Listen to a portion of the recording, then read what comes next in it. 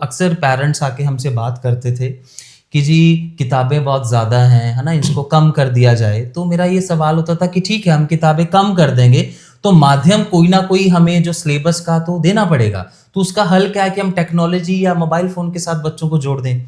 फिर प्रॉब्लम क्या आती है कि जी मोबाइल फ़ोन अगर बच्चे के हाथ में दे दिया, तो वो दिक्कत करेगा, बिल्कुल है दिक्कत ना? करेगा। बच्चे की जो नेगेटिव सेंस है वो क्रिएट होना शुरू हो जाएगी। क्योंकि अगर मैं स्पेशली मोबाइल फ़ोन की बात करूँ या सोशल मीडिया की अगर प्लेटफ़ॉर्म की अगर हम बात करें, तो तकरीबन 12% जो हमारी वेबसाइट्स हैं दैट आर अडल्ट वेबसाइट्स। बिल्कुल, मतलब अगर हम उसका एक एप्रोप्रिएट फिगर मिला के चलें तो दैट इज़ 30 मिलियन वेबसाइट्स।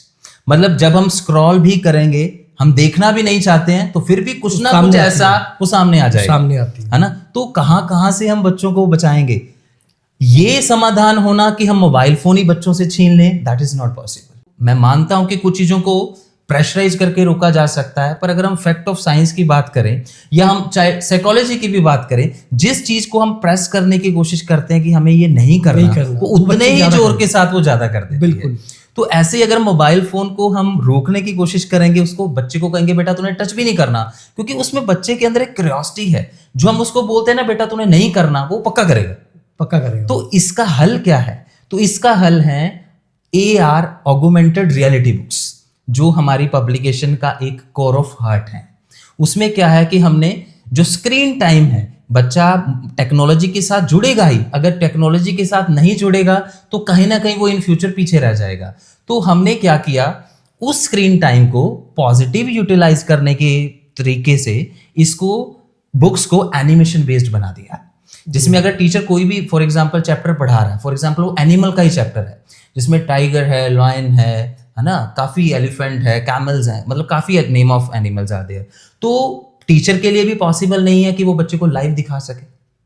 और जहां तक फैक्ट्स ऑफ स्टडीज कहती हैं, बच्चा जितना सीखेगा, जितना देखेगा उतना ही वो सीखेगा, है ना? उसको अगर हम फैक्ट्स बताएं, उसके लिए वो सब कुछ नया है। वो नहीं जानता इंग्लिश क्या है, वो नहीं जानता पंजाबी क्या है, वो नहीं जानता हिंदी क्या है।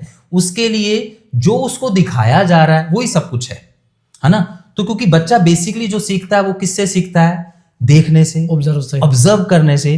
तो टीचर के लिए मुश्किल क्या था कि वो एनिमल्स को सभी को लाइव सामने खड़ा रखे, दैट्स नॉट पॉसिबल। वो कहीं भी पॉसिबल नहीं। तो अगर हमने उसको टेक्नोलॉजी के साथ जोड़ के उसकी पिक्चराइजेशन करके बच्चों को स्क्रीन पे दिखाना शुरू किया, तो उससे क्या है कि बच्चे के सामने एक पिक्चर आ गई।